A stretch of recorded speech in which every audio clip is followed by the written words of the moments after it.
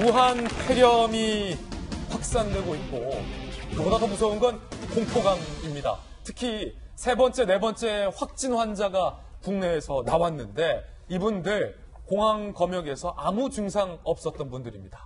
즉 다시 말하면 공항에서 실시하고 있는 우리 정부의 검역도 100% 믿을 수준은 아니다라는 반증이 되고 있다는 얘기입니다. 평택 같은 경우는 이 공포감 때문에 어린이집을 모두 문 닫아라, 휴교하라라는 휴교령까지 내린 상황입니다. 세 번째, 네 번째 확진자의 동선, 저희들도 고민 많이 했습니다.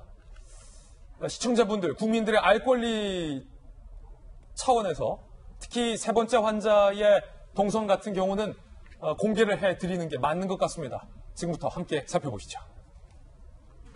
신종 코로나 바이러스로 불리는 우한 폐렴, 치료제가 없습니다. 중국에서 벌써 사망자가 82명, 특히 북경에서조차 우한과 거리가 있는 북경에서도 사망자가 나왔습니다.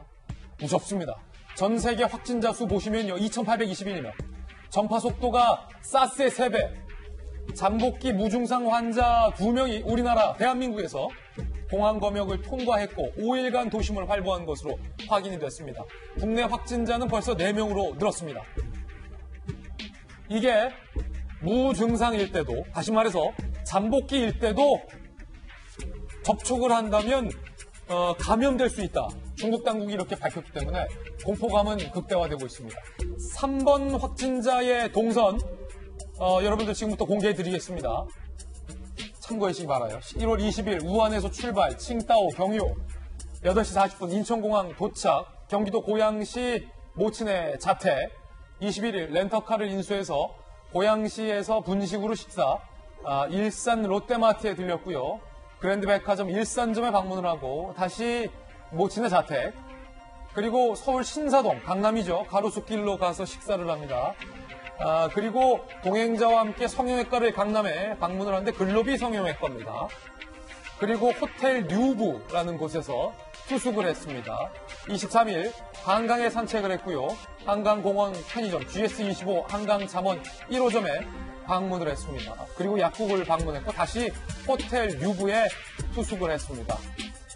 글로비 성형외과에 다시 동행자와 함께 방문을 했고요. 고양시 식사동 의류업체에 방문을 했고 일산의 모친 자택에 다시 방문을 합니다. 모친 자택에서 25일 명지병원으로 고양시 명지병원으로 이동을 해서 현재 격리가 된 상황이고 26일에 우한 폐렴으로 확진이 됐습니다. 지금 보시는 것처럼 1월 20일에 입국을 해서 고양, 일산, 강남, 신사동, 한강 다양한 곳을 이동을 했기 때문에 확인된 접촉자만 74명으로 현재 나오고 있습니다. 여러분들께 이 정보를 공개해드리는 게 맞다고 판단을 했기 때문에 동선에 대한 정보를 여과 없이 우리 국민 여러분들에게 공개를 해드립니다. 참고하시기 바랍니다. 4번 확진자 동선도 아직 정부가 공개하지 않고 있어요. 4번 확진자. 하지만 저희들이 취재한 내용을 종합해서 말씀드리겠습니다. 55세 한국인 남성인데요. 1월 5일에서 20일까지 우한 지역을 관광한 후 귀국을 했고요. 21일 감기 증세로 평택시의 병원을 방문했습니다. 25일 고열과 근육통으로 병원에 재방문 후 보건소에 신고한 상황. 26일 근육통 악화로 보건소 선별진료소에 방문했고 폐렴 진단 후 분당 서울대병원에 격리가 됐습니다. 27일 확진 판정이 됐고요. 평택시의 병원을 방문했기 때문에 평택시 자체적으로 31일까지는 모든 평택에 있는 어린이집을 일단은 문 닫기로 최종 결정을 내렸다는 사실도 여러분들에게 새 뉴스 취재해서 저희가 전달을 해드립니다. 접촉자 70명, 합하면 140명, 150명 가까운 접촉자만 현재 계수되고 있는 상황입니다. 상황이 이렇다 보니까 특히 일산 지역에 있는 주민들은 공포감, 불안감을 호소하고 있습니다. 저희들이 일산 주민들도 만나봤습니다. 요 주변에 확진자가 있었다는 이야기가 어제 제가 카톡으로 다 돌더라고요. 동네에 다 돌아서 학원은 이제 가야 되니까 이제 보냈는데 이제 마스크 어제 사가지고 하나씩 다 이렇게 공부할 때도 마스크 끼고 이렇게 하라고 했습니다. 우한 폐렴 확진자가 있다고, 식단증도 거기에 있다고, 그리고 최대한 외출을 자제하고 있어요. 이제 우리는 어떤 사람이 오는지를 모르니까 그냥 써야 될 것 같다고 생각이 들잖아요. 말로 상대를 하는 일이라 그래서 조금 걱정이 돼요. 자, 경기도 일산, 고양, 서울, 강남, 신사동, 한강, 그리고 평택까지 동선이 상당히 넓게 퍼져 있기 때문에 불안감이 높은데요. 서민 교수님 오늘 나오셨는데 서울대 의대 출신이고 이 신종 코로나 바이러스 치료제가 없어서 공포인데 지금 보시면요. 평택시에서도 걱정이 되기 때문에 어린이집 일단 다 문 닫았거든요. 네. 이 폐렴의 위험성과 전파 속도 좀 어느 정도 좀 봐야 됩니까?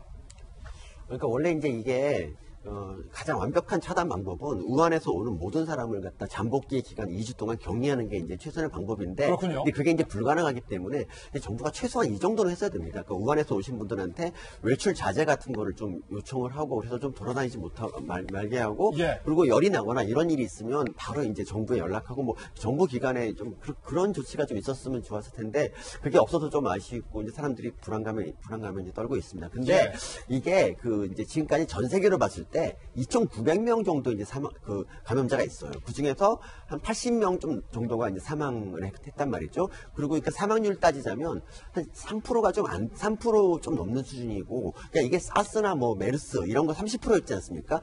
이런 거에 비하면은 훨씬 사망률이 낮고요. 그리고 사망자의 대부분이 나이가 좀 드신 분들이라서 그렇게까지 걱정하실 필요가 없고, 그리고 메르스 때 이제 제일 문제가 이거였어요. 2차 감염.